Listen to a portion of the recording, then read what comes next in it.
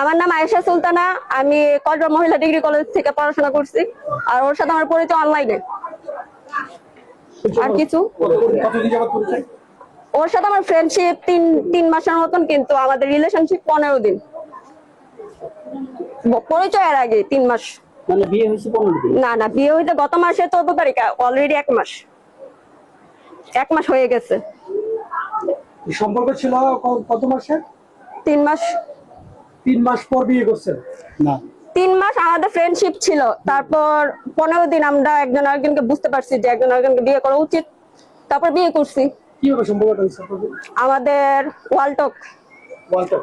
জি। প্রথম পরিচয়টা কিভাবে হয়েছে? এটা ওয়ালটকে। ওয়ালটকে হয়েছে? জি। ওরে কি দেশে আপনি আনছেন না সে আপনার জন্য আসছে? সে আমার জন্য আসছে। কি বলছে সে আপনাকে? আমরা বিয়ে করব, কি বলবে, আমি একটা প্রাপ্তবয়স্ক একটি মেয়ে, আমি আর বিয়ে করার আমার আইনগতভাবে আমার বয়স হয়েছে, আমার 20-এর প্লাস, 21 বছরে পা দিছে, তাহলে আমি তো প্রাপ্তবয়স্ক, আমি বিয়ে করতে পারি। তাহলে আপনারা কি আর বলবো। বিদেশি নাগরিকদের জন্য বাংলাদেশের একটা আইন 526 জানেন? এখানে একাধিক কিন্তু ঘটনা করতেছে। বিদেশি চীনা নাগরিককে নিয়ে বিদেশে বিভিন্ন পতিতালয় বিক্রি করে দিচ্ছে। এই ব্যাপারে আপনার মন্তব্য কি? পতিতালয় আপনারা যেরকম হাতের 5টা আঙ্গুল সমান না, আর যে জিনিসটা আপনারা বলতেছেন, এই জিনিসটা রাঙামাটির 2021 সালে হয়েছিল। রাঙামাটির ছেলেরা বলছিল যে আমরা চীনা না, রাঙামাটির ছেলেরা কিন্তু দেখতে হুবহু চাইনিজদের মতো, বলছিল যে আমরা চাইনিজ বলে অনেক মেয়ের সাথে রিলেশন করছি, কিন্তু আসলে ওরা চাইনিজ না। পরে ওদেরকে আমাদের সরকারের তত্ত্ব, এই যে আইন বিভাগের মানুষ ওদেরকে উদ্ধার করছে, কিন্তু ওরা চাইনিজ না। আপনারা কি মনে হয় চাইনিজের মতন এরকম একটা উন্নতশীল দেশ আপনারা এরকম করবে? আমরা বাংলাদেশের থেকে অনেক উন্নত। নিজের বিবেককে প্রশ্ন করেন। নিজের মানুষের সবচেয়ে বড় শিক্ষা হচ্ছে নিজের বিবেক। আপনার নিজের বিবেককে প্রশ্ন করেন। এখন আপনি 3 মাসের পরিচয়, আপনি আপনার কাছে কেন মনে হলো সে ভালো মানুষ? কিভাবে খোঁজখবর নিলেন? ভালো মানুষ, ও আমার মনকে ভালোবাসে, ও আমার শারীরিক সৌন্দর্য, ওর সাথে আমার শুধুমাত্র ওর সাথে ভিডিও কলে কথা হয়েছে।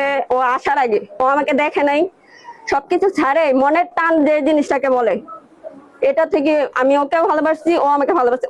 ওকে আমি দেখছি, কিন্তু ও আমাকে দেখে নাই, না দেখি ও আমাকে ভালোবাসছে। আচ্ছা, ভালোবাসা আর হচ্ছে বিয়ে তো এক জিনিস না।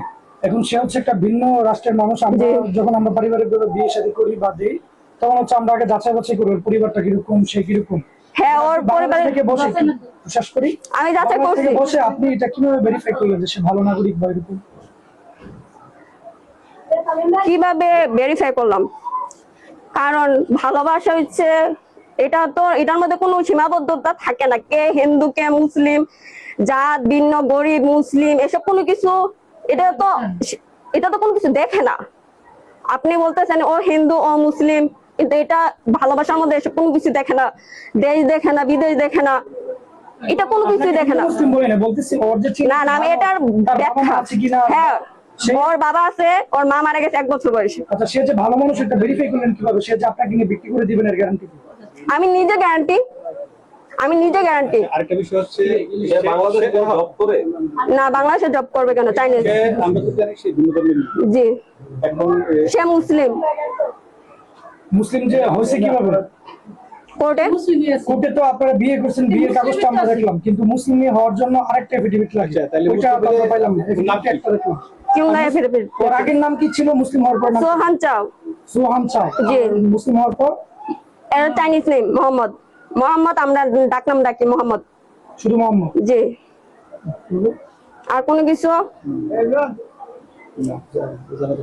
পছন্দ হয়েছে আমার ছেলের, যেটা আমার অবশ্যই আসছে আমার স্বামীর, আমার তো আমরা হাইকোর্টে গিয়ে আসে আমরা বিয়া দিছি। আপনার ছেলে নাই? না, আমার ছেলে নাই। ছেলে আসিল বাজার, ওখান তো আমরা ছেলে আমরা ফালে না, কিন্তু আমরা জিয়ে জমাইতে, আমরা জিয়াইতে, আমার এই দিকে জিয়ে আমার 8 বরসটা। আমি ছেলে ব্যাগটা দিচ্ছি। যখন সম্পর্ক ছিল তখন কি আপনারা জানতেন? হ্যাঁ, আমি জানছি। বিয়ে কি আপনাদের ইয়াতেই হইছে? হ্যাঁ, আমি নিজে গেছি, আমার স্বামী গেছে। হ্যাঁ, ছেলে ফ্যামিলির সাথে কথা বলছেন? জি। ছেলে ফ্যামিলির সাথে কি কথা বলছেন? হ্যাঁ, ছেলের বাপের সাথে কথা বলছি, ছেলে ফুফু মামা তাদের সাথে আমরা কথা বলছি। তারা তো আপনাদের ভাষা বুঝে না, কিভাবে? না, তারা এই যে মোবাইলে আমরা এমনি করছি, তারা বাংলাতে করছি, তারা ইংলিশে গেছে, তারা ইংলিশে গেছে, আমরা বাংলা করছি। ইয়া করছে, আবার পরে ঈদের 2 দিন পরে আইসে পরে বৃহস্পতিবার দিন আছিল, শুক্রবার শনিবার বন্ধ, রবিবার দিন গেছি পরে ঢাকা হাইকোর্টে বিয়া শাদী হয়েছে, সবকিছু হয়েছে। মুসলমান হয়েছে, মুসলমান ধর্ম গ্রহণ করছে, মুসলমান হয়েছে, মুসলমান হালাল ফুড খাইবো, 5 ওয়াক্ত নামাজ পড়বো, কোরআন শরীফ পড়বো, সবকিছু করবো, ইসলামের নিয়ম কানুন সবকিছু মাইনা চলবো, এই সবকিছু অঙ্গীকার নামা দিয়ে ওই সবকিছু কইয়া তারপরে বিয়া শাদী হয়েছে। কোরবানি ঈদের পরে কয়েকদিন 12 তারিখ আইছে, 12 তারিখ আইছে, 13 তারিখ 14 তারিখ ঢাকা রয়েছে, তারপরে 15 তারিখ গিয়া আমরা গেছি, 16 তারিখে বিয়া হয়েছে, 16 তারিখ জুন মাসের 16 তারিখ। হ্যাঁ, আমি সমর্থন করছি তো, সমর্থন না করলে আমি সই করছি, আমার স্ত্রীও সমর্থন করছে, আমিও সমর্থন করছি। হ্যাঁ, না অতদিন তো আমাদের মেয়ের পাসপোর্টে ভিসা লাগছে, ছেলে 1 মাসের ইয়াতে আইছিল, 1 মাস সময় শেষ হয়ে গেছে, এখন আবার ভিসা বাড়ানোর লেগে, সময় বাড়ানোর লেগে আবার অ্যাপ্লিকেশন করছে পরে ভিসা সময় বাইরে আইলে তারপরে মেয়ের টিকিট করে সেটা, তারপরে মেয়ের একসাথে লই যাব।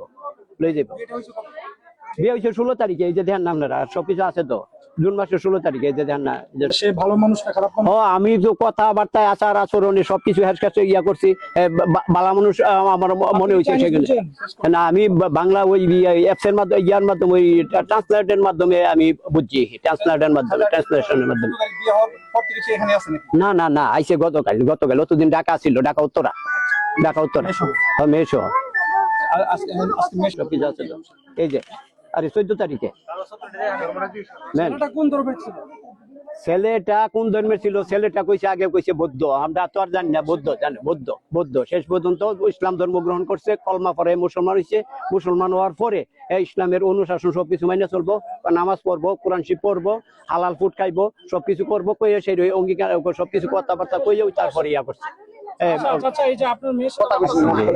আমি কবির আহমেদ, প্রচার মিডিয়া সম্পাদক করব উপজেলা বাংলাদেশ জামাত ইসলামীর, এবং আমি প্রার্থী কোটি ইউনিয়নের চেয়ারম্যান প্রার্থী। আমি সাংবাদিকের মাধ্যমে শুনতে পেলাম যে 22 গ্রামে একজন চায়না নাগরিক এখানে এসেছেন, তাদের একটা বলা যায় যে ভালোবাসার টানেই। তো এরই মধ্যে আমি রওনা করলাম নামাজের পর এখানে আসার জন্য। এসে আমি দেখতে পেলাম যে আসলে প্রকৃত অর্থেই এখানে মেয়ের বাবার সাক্ষাৎকার নিয়েছেন, এবং ওনার সাথে আমি মত বিনিময় করেছি। যতটুকু শুনতে পেয়েছি উনি এই বিয়েতে রাজি ছিলেন, এবং ওনার পারিবারিক ভাবে ওই জিনিসটা ওনারা জানেন। কিন্তু আমি ওনাকে প্রশ্ন করছি যে আপনি সামাজিক ভাবে আমাদের এই সমাজের কাউকে মেম্বার অথবা যারা চেয়ারম্যান আছেন বা প্রতিনিধি আছেন তাদের সাথে কথা বলছেন কিনা।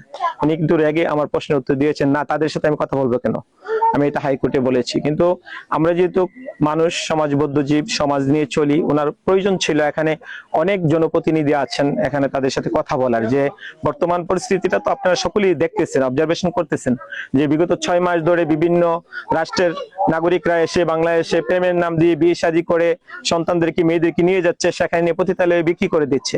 এমন অবস্থায় আমাদের সামাজিকভাবে একটা ঐক্য তৈরি করা দরকার, এবং এইগুলিকে খুব ভেরিফাই করা দরকার, এই লোকগুলি প্রকৃত অর্থেই বিয়ে করে তারা নিয়ে যাচ্ছে কিনা। আর তাছাড়া বিয়ে দেওয়ার জন্য আমার চায়না নাগরিক হতে হবে কেন?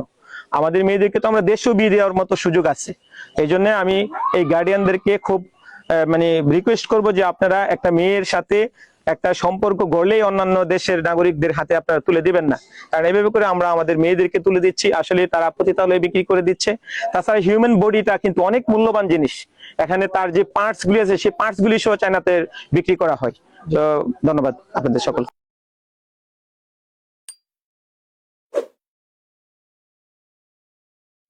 কিছুক্ষণ পূর্বে আমার বাড়ি গ্রাম বাইশার মোহাম্মদ আবু নাইম, আমি 4 নং ওয়ার্ডের যুবদলের সিনিয়র সহসভাপতি।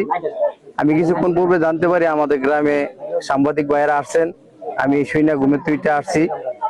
এখন আইসা দেখতে পাই এখানে চায়না থেকে আগত এক বৌদ্ধ ধর্মের লোক আমাদের গ্রামে অবস্থান করতেছে। আজকে নাকি যাবত 3 দিন, আমরা এগুলা জানি না। আসলে এটা আমাদের গ্রামের জন্য একটা লজ্জার বিষয়, দুঃখের বিষয়। এখন এই যে এই ফ্যামিলিটা আসলে বলতে গেলে কি আমাদের এই বিশেষ করে এই ফ্যামিলিটার মধ্যে অনেক সমস্যা আছে। এর বড় মেয়েটা একাধিক ভাবে 3-4টা বিয়ে দিছে, কোনো স্বামীর ঘর করতে পারে নাই। এই মেয়েটারও পূর্বে বিয়ে হয়েছে, তাও ঘর সংসার করতে পারে নাই। এখন বৌদ্ধ ধর্মের সাথে ছেলের সাথে সম্পর্ক কইরা শুনতে পারছি যে সম্পর্ক কইরা নাকি এর কোর্টে বিয়ে হয়েছে, মুসলমান হয়েছে। আসলে একটা মেয়ে মুসলিম মেয়ে, বাংলাদেশের নাগরিক পুরুষ মানুষের অভাব নাই। তাহলে গ্রামে বা যে কোনো মহল্লা থেকে পুরুষ মানুষ বাংলাদেশি মুসলমানের সাথে বিয়ে বসতে পারতো। এক বৌদ্ধ ধর্মের লোক না গ্রামে জায়গা দিছে, এবং এই গ্রামে যদি কোনো ঘটনা হয় এটা নিরাপত্তার দরকার, একটা আইনের বিষয় আছে, জটিলতা আছে। এখানে একটা কোন দুর্ঘটনা হইলে আমরা গ্রামবাসী সহকারে এটার সাথে হস্তনস্ত হব এবং ক্ষতিগ্রস্ত হব। আর আমি বিশেষ করে আমার গ্রামের যে তারা নেতৃবৃন্দ আছেন, সমাজের অভিভাবক আছেন, তাদেরকে দৃষ্টি আকর্ষণ করে বলছি, এই ফ্যামিলিটার বিষয়ে আপনারা একটু সচেতন হয়ে এটা একটা সঠিক একটা সিদ্ধান্ত নিয়ে ব্যবস্থা করবেন। নাগরিক যে মেয়েটাকে নিয়ে যাবে তাকে কি আসলে সংসার করবে নাকি বিক্রি করে দিতে পারবে? না, এটা আমি শুনেন, এই আমরা যে মিডিয়া গুলোতে দেখতে পারছি প্রায় 5-6 মাস ধরে এটা একটু তৎপরতা বেশি।